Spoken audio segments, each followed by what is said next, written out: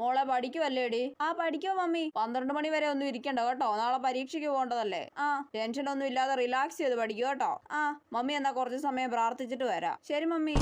ദൈവമേ, എന്റെ കൊച്ചു നാളെ +2 പരീക്ഷ എഴുതാൻ പോവാണേ. അവൾക്ക് ഇഷ്ടമല്ലാത്ത വിഷയമായ സയൻസ് അവളെ കൊണ്ട് ഞങ്ങൾ നിർബന്ധിച്ചെടുപ്പിച്ചതാണേ. കോഴ്സ് എടുത്ത് കഴിഞ്ഞപ്പോഴാണ് ഞങ്ങൾ അറിഞ്ഞത് ഇവളൊരു മണ്ടിക്കൊച്ചാണെന്ന്. അതുകൊണ്ട് ഇപ്പൊ എന്റെ കൊച്ചു പരീക്ഷയുടെ തലേന്ന് പഠിക്കാൻ പാടുപെടുവാണേ. അവൾക്ക് നല്ലോണം പഠിക്കാനും അവൾ പഠിക്കുന്നതൊക്കെ പരീക്ഷയ്ക്ക് എഴുതാനും സാധിക്കണമേ. അവളൊരു മണ്ടിക്കൊച്ചായതുകൊണ്ട് പഠിച്ചൊന്നും പരീക്ഷയ്ക്ക് എഴുതാൻ ഒരു സാധ്യതയുമില്ല. ക്വസ്റ്റ്യൻ വായിച്ചാൽ പോലും മനസ്സിലാവാത്ത ഒരു കൊച്ചാണ് അവള്. അതുകൊണ്ട് അവളെ പരീക്ഷയ്ക്ക് സഹായിക്കാൻ കൂടെ നല്ല പഠിക്കുന്ന ഏതെങ്കിലും കൊച്ചുങ്ങളെ ഇരുത്തണേ. ഇനി അഥവാ അങ്ങനെ ആരും ഇല്ലെങ്കിൽ അവൾക്ക് ആൻസർ ഒക്കെ പറഞ്ഞു കൊടുത്ത് സഹായിക്കാൻ പറ്റിയ ടീച്ചർ ആയിരിക്കണേ അവളുടെ പരീക്ഷാ ഹാളിൽ ഉണ്ടാവേണ്ടത്. അതും പറ്റത്തില്ലെങ്കിൽ സിലബസിന് പുറത്തുനിന്നുള്ള ചോദ്യങ്ങൾ വന്ന് അവളെ ജയിപ്പിക്കണേ. അവൾക്ക് +1 തീരെ മാർക്കില്ലായിരുന്നു. ഇംപ്രൂവ്മെന്റ് എക്സാം എഴുതിയിട്ടും ആ മണ്ടിക്ക് തീരെ മാർക്കില്ലായിരുന്നു. അതുകൊണ്ട് അവളെ +2 തോൽപ്പിക്കാതെ എങ്ങനെയെങ്കിലും ജയിപ്പിച്ച് വിടണേ.